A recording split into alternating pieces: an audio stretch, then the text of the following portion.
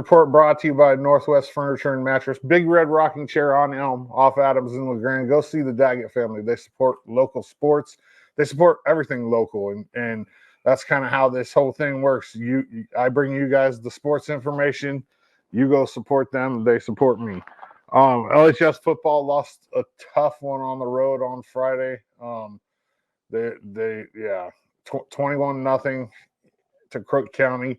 They're in a must-win situation the rest of the way out to make the playoffs, and this is going to be the first time we haven't made the playoffs if we don't in a while. It's been a rough rebuilding kind of year, and it's just kind of how it is. Like it comes in ebbs and flows, and we're on a what is the ebb the down or is the flow? I don't know. That's a good question. I think the flow is the up. The flow is the up, so the ebb is the down? Yeah, I think so, yeah. Good question, huh? LHS will host Pendleton on Friday night right here at Community Stadium, 7 p.m. It's homecoming. It'll be live streamed right here on the EO Live network with me. I think we'll probably go live at about 6:30 like usual. There's, like I said, it's homecoming, so there'll be some halftime festivities and stuff like that. I think we will have a guest from EOU during halftime. Okay. Yeah. EOU homecoming kicked off for me with a trip to the softball alumni game. It was a long Saturday for me. That's Carly Jensen from LeGrand. She's a freshman at EOU now. She played right here for LeGrand, and then that was a 9:30 a.m. game. And then I made my way over to football where EOU hosted Carroll. They fell 14-6. It was a heartbreaking game. They were up all the way through three quarters, 6-0. And then in the defense finally gave up a touchdown in the fourth, and then offense fumbled. They run back a kick. That's what made it 14. But it was by far the best game of the year for the Mounties. There's another LeGrand native, Parker Robinson. He played a lot on Saturday and was a big contributor.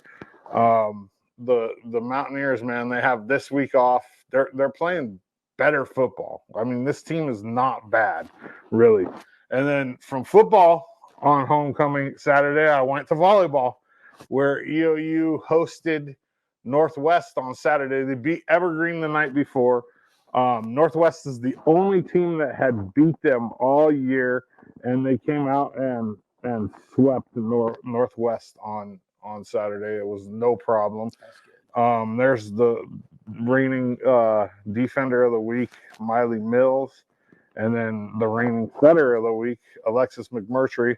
They play tonight against C of I, their travel partner, at 7 right here at I said Community Stadium, Quinn, right here at Quinn. And then one more game left still after this. It culminated on Saturday night with EOU men's basketball's alumni game. And that's fun because not only do we get to see old players, there's Kobe Gardea, Zane Wright. Zane's dad is the girls basketball coach up at the high school here. You get to see the new players, and this is a freshman from Seattle, Kamala. I don't know his last name. Kamal. We just call him Kamal. But he's going to be a big impact player for EOU this year, and that's the fun thing about alumni games. You get to see the new players for the first time ever, really. I mean, in public playing, and it's quite exciting. We're going to be good. Kemp has done a really good job with what he's got going on basketball-wise. That's why it took them 2 years to hire him, which is a tragedy. You know what I mean? Right. It's like, come on, we should have hired him after his first year. First year as a head coach, you take your team to the national tournament, you're hired if you're an interim, in my eyes. Yeah. We waited a whole nother year, and I was like, what are we waiting for here? Like, the dude took this team to the national tournament his first year. Yeah. But he's the head coach now.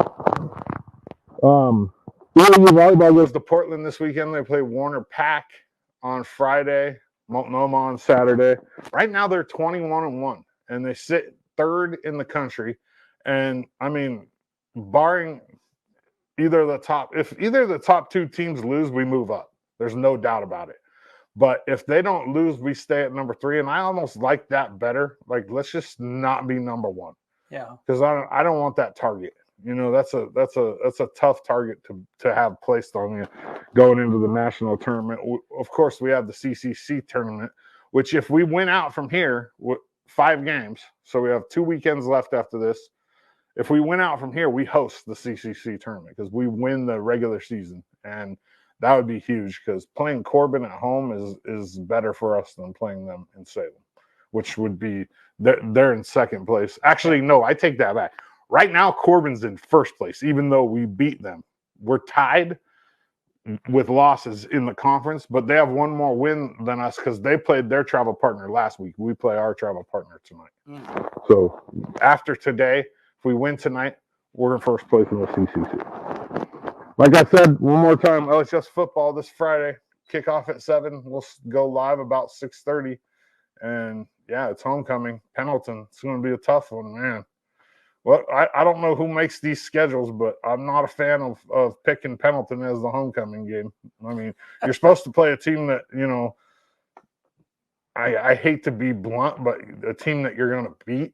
I'm not saying that we have no chance at beating Pendleton, but they're the toughest team in our league.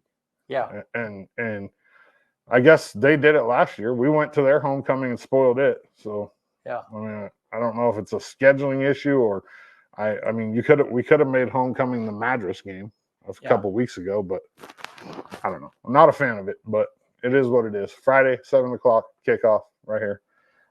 This is all brought to you by Northwest Furniture and Mattress. Go see the Daggett family. They have awesome American-made furniture. They want to make you comfortable in your own home.